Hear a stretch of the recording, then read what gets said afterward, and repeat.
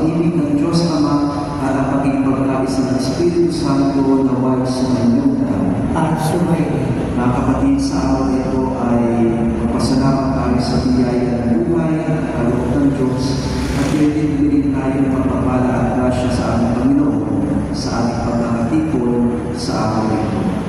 Aminin natin ang ating mga kasalanan upang tayo maging marapat at manak sa banal na pagdiriwang.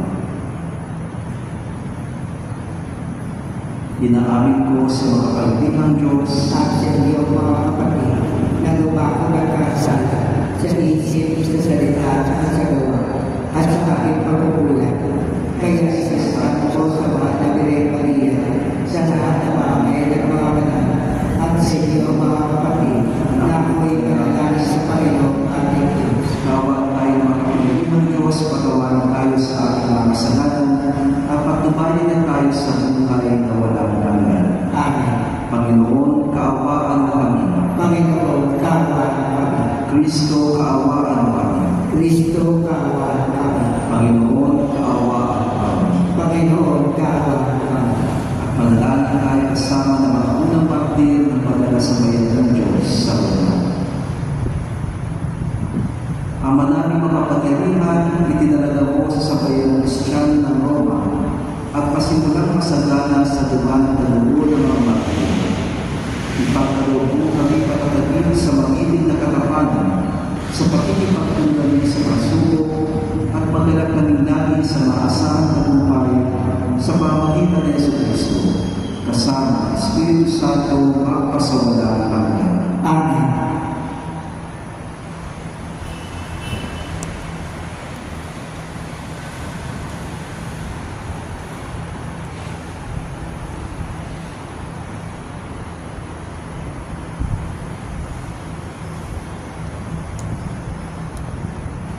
Pagbasa mula sa aklat ni Jesus. Nang umalis ang tatlong lalaki, inihatid sila ni Abraham sa labasan. Umahon sila sa isang dako na natatanaw ang Sodom. Sinabi ng Panginoon, hindi ko dapat ilihim kay Abraham ang aking gagawin. Yamang pinili siya maging ama na isang makapangyarihang bansa. Lahat ng lahi sa daigdig ay pagpapagain ko sa pamamagitan niya. Pinili ko siya upang ipasunod niya sa kanyang lahi ang aking mga utos. Sa pamamagitan ng paggawa ng matuwid at pagpapairal ng katarungan. Sa gayon, matutupad ko ang aking pangako sa kanya. Kaya sinabi nga ng Panginoon, katakot-takot na ang sumbong sa aking lawan sa Sodoma at Gomorra, at napakalaki na ng kanilang kasalanan. Panunood ako at aalamin ko kung ito'y totoo.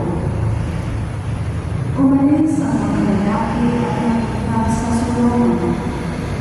Ngunit lalaki ang Panginoon sa tabi ni Abraham. Itinanong ni Abraham, nilipunin ko ba ninyo ang lahat ng tao? May kasalanan man o wala? Sakaling kung matuwid sa lungsod, wawasakin ka ninyo iyon? Hindi ba ninyo patatawarin ang lungsod dahil sa limang iyon? Naniniwala ako, hindi ninyo idaramay ang mabuti. Hindi ninyo ako gagawin ang iyon sapagkat kung ganito ang pangyayari, pareho magtulos ang masama at mabuti. Hindi ito mangyayari, makatarungan ang mabuti ng buong reino.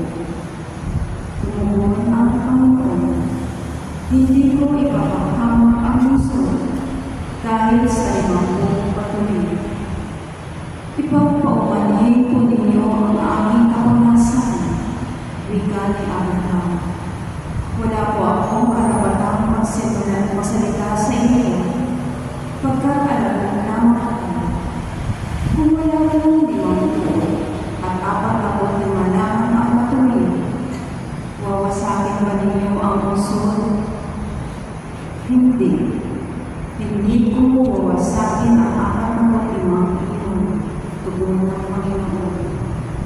Nagtanong ako si Abraham, kung awayin ko naman, hindi ko wawasakin ang puso dahil sa apat na umiyon tumutunan sa kanya.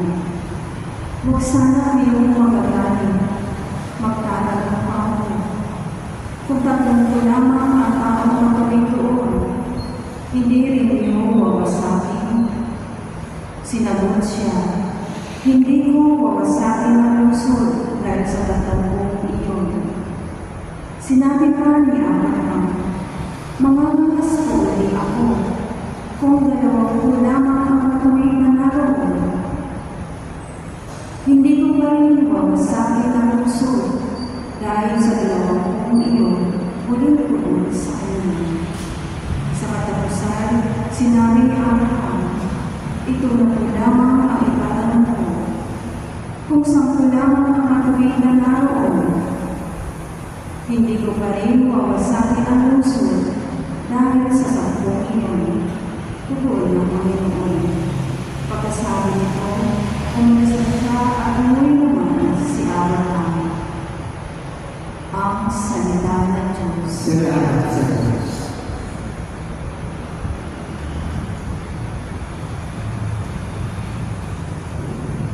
Ang ating Panginoong Diyos ay nagmamagandang loob. Ang ating mahabaging Diyos ay nagmamagandang loob. Ang lahat ng kasalanan, siya ang nagpapatawad. Ang anumang aking sakit, ginagawa niya ang lahat. Sabihin ng kamatayan, ako'y iniligtas. Ang pinagpapala, ako ang pag-ibig niya. Ang ating mahabaging Diyos ay nagmamagandang loob. Kay ganda ng kalooban ng mga Panginoong Diyos, ang magalit ay manayan kung umibig niya may lubos. Manayan nga ang magalit, hindi siya nagtatanim. Kung yaong taglay ng galit, hindi niya kinikimkim. Ang aking mahabaging Diyos ay nagmamagandang loob. Kung siya ay magparusa, di kanyang katumbas ng pagsuway. Di na tayo sinisingit sa nagawang kasalanan. Ang akwat ng lupa't langit, sukatin may hindi kaya. Gayon ang pag-ibig ng Diyos sa may takot sa Kanya. Ang ating mahabaging Diyos ay nagmamagandang loob. Magsitayo po lahat at ating bigyan galang ng mabuting balita.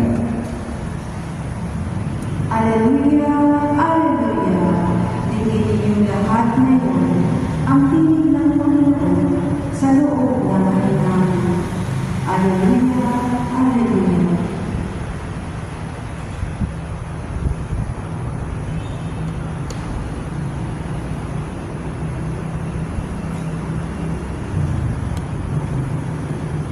Sumainyo ang Panginoon. At sumayo.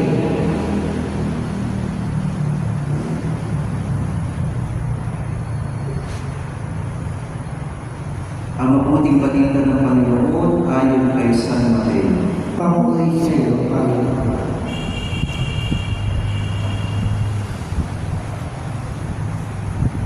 Noong panahon yun na makita ni Jesus ang mga panatao sa kanyang paligid, iniutos niya sa mga kasama na magandang tumawid sa ibayan.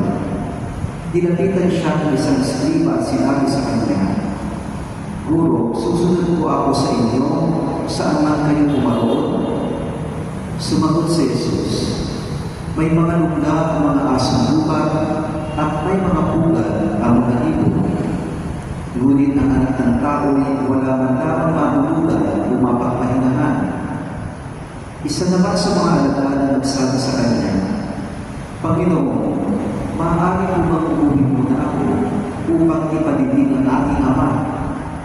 Ngunit sinabi sa kanya ni Jesus, sumunod ka sa akin at ipaubayan mo na sa mga patay ang maglilibig ng kanilang mga patay.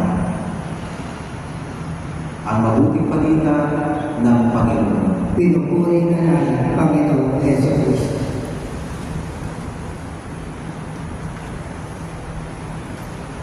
Magandang umaga po sa inyo lahat.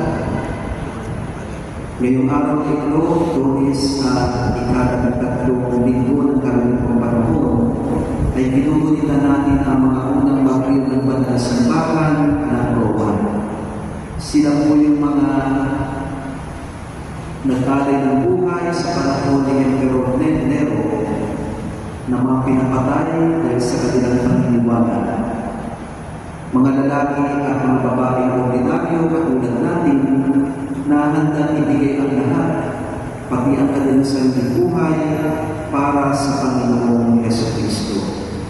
Sila ang unang mga bibig ng simbahan na dumigil ng kanilang dugo upang tumubo at tumago ang ating pananampalataya.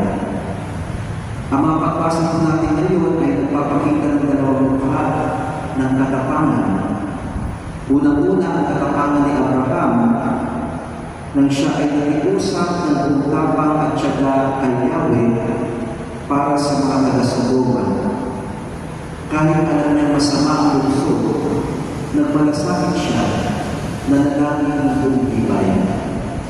Ipinakita niya ang katapangan ng pagkikipag-usap sa Diyos na magmamalasakit sa kanyang kapwa kahit sa mga hindi karapat-dapat na pag-alala nito. Ang tunay na pananampalataya at pinapakita sa atin ni Abraham ay hindi puro sarili naman, kundi ito'y bahagi ng pagmamalasakit at pananalangin natin para sa kabutihan at pagpapalito ng ibang tao. Pangalawa, nakita rin natin sa ating Ebanghelyo ngayon ang katapangan ng pagsunod kay Jesus. Malinaw ang binabanggit sa ating Ebanghelyo. May mga lungga ang mga asong-ubat at may mga pugad ng mga ibon, ngunit ang anak ng tao ay walang man lamang matulugan o mapagpahingahan. Sinabi niya rin sa isang alagad, sumunod ka sa akin at ipaubaya mo na sa mga patay ang maglilibig ng kanilang mga patay. Ibig sabihin po, ang pagiging alagad ng Kristo ay nalangkailangan ng ganap na pagpili, ng pagkalaan at kahit ng pagpapakasakit. Minsan kailangan pupunahin natin ang karya ng Diyos sa lahat, kahit pa ito'y nangangahulugang pagkalikod natin sa ating mga pinakamamahal na bagay o mga tao dito sa mundong ibabaw. Ito rin po ang iginawa ng mga unang martir. Tulad ni Abraham, sila'y nagpalasakit sa katotohanan at kabutihan kahit sa gitna ng isang sandibong sumasamba sa kamalian at karahasan ng Roma. Tulad din ng mga alagad sa Ebanghelyo, pinili nila ng ungkapan na sumunod kay Kristo hanggang sa wakas, kahit na ito'y nangangahulugan ng pagtalikod sa kanilang ligtas at komportableng pamumuhay, pamilya at kanilang kinabukasan. Ibinigay nila lahat para sa Diyos at para sa kabutihan ng kanilang kapwa-tao. Sa ating pang-araw-araw na buhay, ang hamon po sa atin ay paano natin ipinapakita ang katapangan ito. Matyaga bang nanalalanan tayo para sa iba tulad ni Abraham, kahit sa mga taong mahirap at mahalin o sa mga sitwasyon parang walang pag-asa para sa atin. Pangalawa, tayo ba'y handa na unahin sa Jesus sa ating mga desisyon, mga oras at kayamanan? Tinatanggap ba natin ang pagpapakasakit ng pagtanggi sa kasalanan, ng pagsasalita ng katotohanan o ng paglilingkod sa nangangailangan, kahit ito'y mahirap o nakakahulugan din tayo magiging popular para sa iba? Mga kapatid, hindi po natin kinakailangan mamatay sa Koloseo sa Roma. Ngunit tinatawag tayo lahat na maging martir sa ating sariling pamamaraan, sa ating katapangan ng pagkakakita ng ating pagmamahal, sa ating pananalangin, at sa araw-araw nating pagpili na sumunod kay Kristo.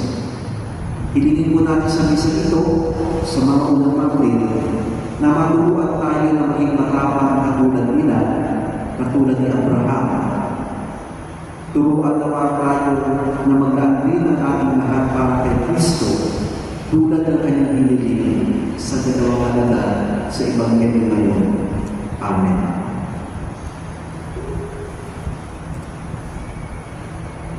Mag-stay po na.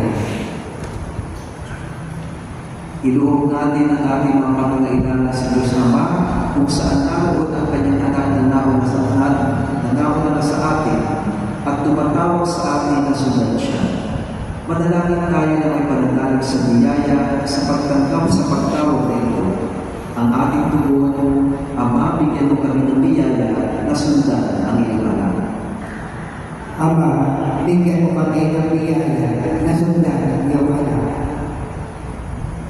Ang mga pinuno ng simbahan at yung mga nagpapahayag ng salita ng Diyos, naway mag-iwasigasig sa kanilang pagsunod kay Kristo. Manalangin tayo sa mga Ama, bigyan mo kami ng biyaya na sundan ang iyong anak. ang ating komunidad sa araw-araw, naway makalibago sa pananampalataya sa salita ng Diyos na tumatawag sa atin sa isang mabuting buhay. Manalangin tayo sa Panginoon. Ama, bigyan mo kami ng biyaya na sundan ang iyong anak. Yaong mga nawala ng pag-asa dahil sa mga pagkakasala, naway mapagtanto na kasama-sama natin si Kristo, ang ating pinuno at pinakasal ang ating siliranin. Manalangin tayo sa Panginoon. Ama, bigyan mo kami ng biyaya na sundan ang iyong anak. Yaong mga pinagkita ng pagkakasakit at karamdaman, naway mapanatag sa kasiyahan ng Diyos, dulot ng kalinga at pagtulong ng kanilang mga kapamilya. Manalangin tayo sa Panginoon. Ama, bigyan mo kami ng biyaya na sundan ang iyong anak. Yaong mga namayapa naway makasunod kay Kristo at makapasok sa walang katapusang presensya ng Diyos sa langit. Manalangin tayo sa Panginoon. Ama, bigyan mo kami ng biyaya na sundan ang iyong anak. Diyos Ama, sa aming pagnanais na sumunod sa yapak na iyong anak, gawin mo kami isa sa isip at puso sa pamamagitan ni Kristo, aming Panginoon. Amen.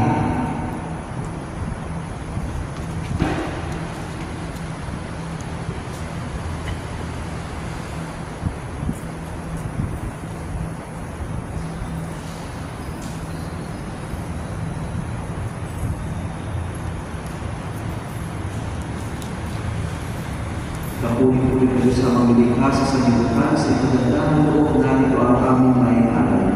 Mula sa lupa at unang aming pagawa, ang pinapay nito para makipagkain ng ibig.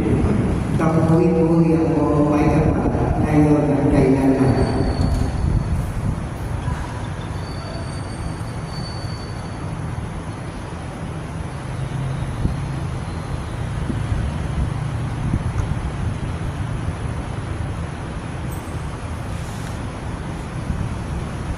Kapuri-puri ka Diyos sa mga lilikha sa sanlibutan, sa ipagandang loob narito ang aming mayayanan. Mula sa kalasang tumas at buwan ng aming pagawa, ang alak na ito para maging lumin na nagbibigay ng iyong Espiritu. Kapuri-puri ako may kapag ngayon at kailangan. Diyos sa mga lilikha na itinusan kami ang mga kasalanan at natin mo ang aming pagsisi bilang mundo upang kami matulog sumunod sa iyo ng buong puso.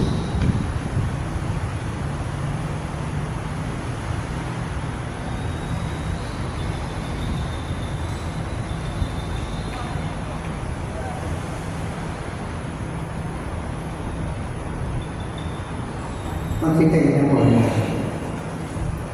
Manalangin kayo mga kapatid upang paghahain natin ay kalugdan ng Diyos Ama makapangyarihan.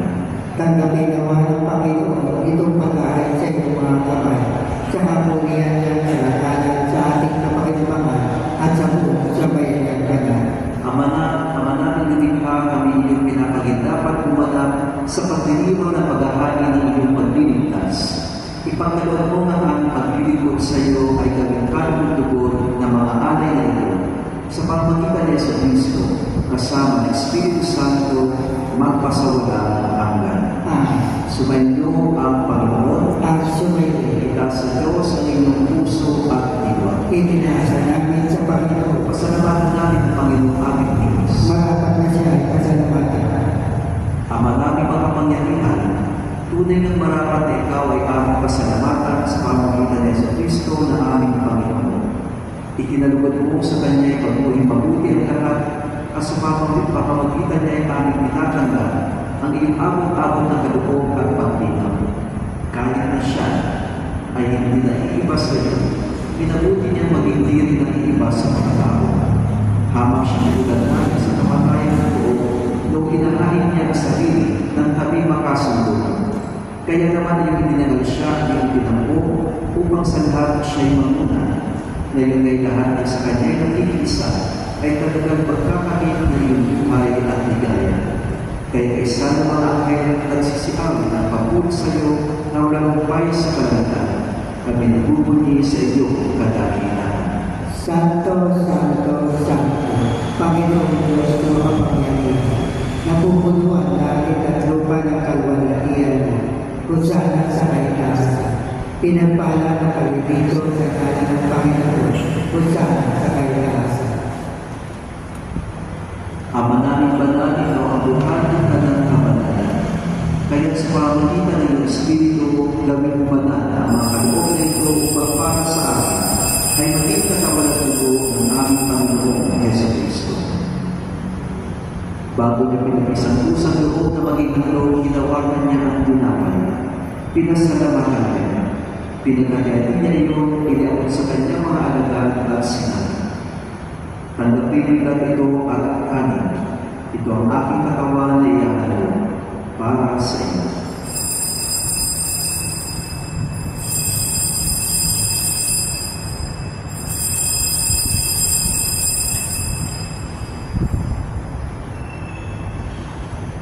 Kaya hindi naman matapos ang hapunan, ginawakan niya ang kalis. Muli kanyang pinasalamatan. Iniabot niya ang kalis sa kanyang mga alagad at sinabi, "Tanggapin ninyo lang ito at inumin. Ito ang kalis ng aking dugo, ng bago at walang hanggang tipan. Ang aking dugo na ibubuhos para sa inyo at para sa lahat, sa ikapagpapatawad ng mga kasalanan. Gawin ninyo ito sa pagkadaan sa akin."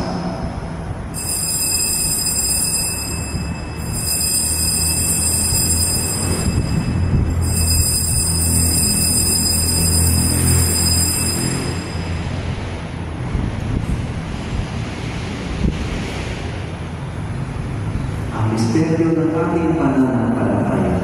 Aming pinahayag na namatay ang iyong anak, namuhay bilang Mesiyas at magbabalik sa wakas upang mahayag sa lahat. Amang ginagawa namin ngayon ang pag-adalas sa pagkamatay at muling pagkabuhay ng iyong anak. Kaya iniaalay namin sa iyo ang tinapay na nagbibigay buhay at ang kalis na nagkakaloob ng kaligtasan. Kami nagpapasalamat dahil kami yung narapat at tumayo sa harap mo para maglingkod sa iyo. Isinasamo namin na kami magkasalo-salo sa katawan at dugo ni Kristo ay mabuklod sa pagkakaisa sa pamamagitan ng Espiritu Santo. Ang malinapit mo ang simbahan na naglalap sa buong daigdig. Puspusin mo kami sa pag-ibig kay San Ireneo na aming Papa, ni Pablo Virgilio na aming Obispo at ng inyong tanan na Panginoon. Alalahanin mo rin ang mga kapatid namin nanay na may pag-asa sila rin mabuhay at din ang lahat ng mga umanan. Kaawaan sila pag-ulimin sa iyong kaliwanagan. Kaawaan pag-inapat kami lahat ng mga kasalo sa iyong buhay na walang wakas. Kaisaan na mahalagang pamilya ng Diyos, isang kasi ang kabiyak ng kanyang puso. Kaisaan ng mga apostol at ng lahat ng mga banal na namuhay dito sa daigdig ng kaluluwa sa iyo. May pagdiwag naman namin ang pagpupuri sa ikararangan mo sa pamamagitan ng iyong anak at aming Panginoon, Jesucristo. Sa pamamagitan ni Kristo, kasama niya sa Kanya ang lahat ng parangal at papuri ay sa iyo, Diyos Amang makapangyarihan, kasama ng Espiritu Santo umangpa sa walang hanggan. Amen.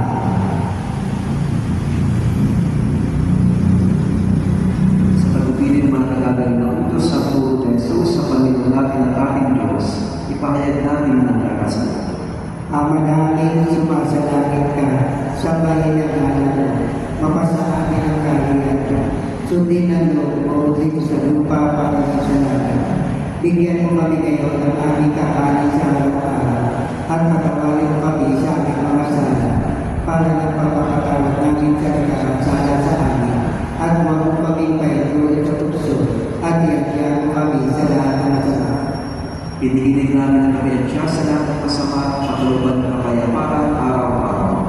iligtas sa kasalanan at ibigay sa lahat ng kapahamakan. Samantalang aming pinananabigan ng dakilang araw ng pagpapahayag ng tagapagtigas namin si Yesu Cristo. Sapagkat iyo ang kaharian at ang kapangyarihan at ang kapurihan magpakailanman. Amen. Panginoong Yesu Cristo, sinabi mo sa iyong mga apostol, kapayapaan ang iniwan mo sa inyo, ang aming kapayapaan ang ibinibigay ko sa inyo. Tunghayan mo ang aming pananampalataya at huwag ang aming mga pagkakasala. Pagkalooban mo kami ng kapayapaan at pagkakaisa ayon sa iyong kalooban, kasama ng Espiritu Santo magpasawalan na naman. Amen. Ang kapayapaan at pagkaloob ng Kristo ay laging sa inyo. At sumayo. Bigyan kayo ng kapayapaan sa bawat isa.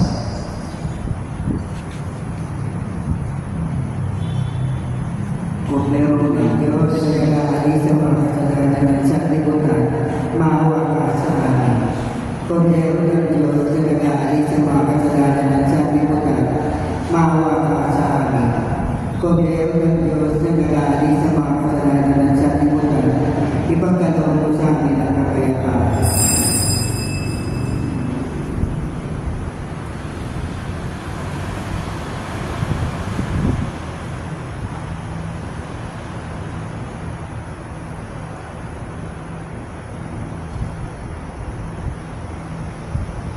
Mga kapatid namin ito sa Yesu Cristo at Kordero ng Diyos, siya na nag-aamin sa mga kasalanan at sanlibutan.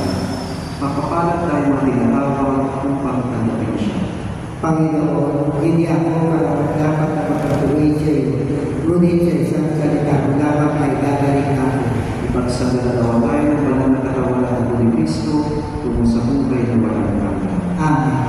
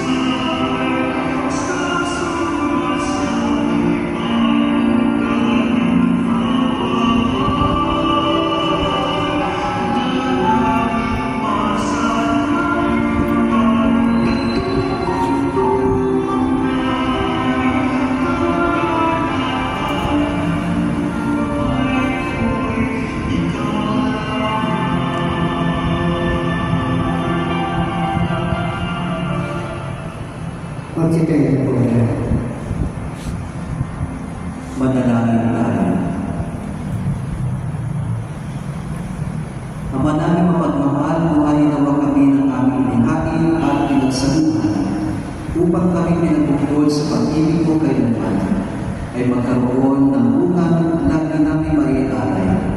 Sa pamagitan ng Kristo kasama ng Espiritu Santo, magpasawalang hanggan. Amen. Magsilod po lahat para sa panalangin sa kanilang biyaya. Tayo po lahat.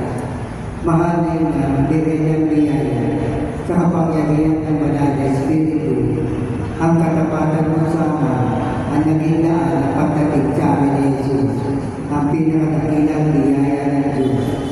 Buong tiwala mo inilalala sa iyo sa paggaling ng kamay ng mga panalangin ng buong simbahan at itong aking malutog na kaibigan.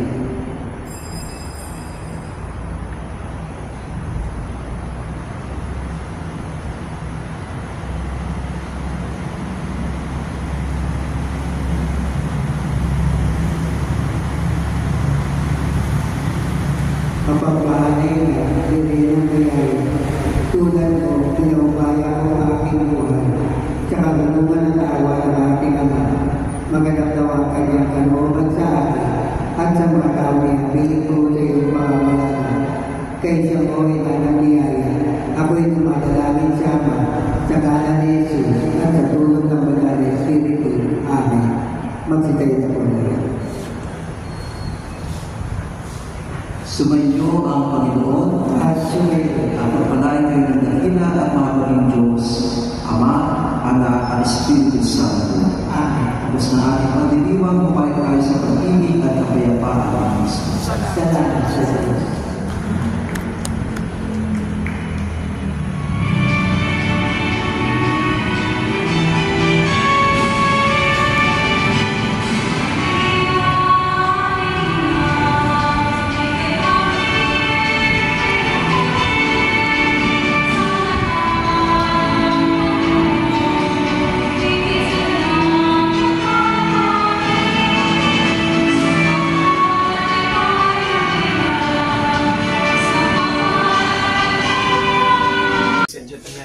Please subscribe my YouTube channel, Cap ABTimbong TV. Thank you and God bless.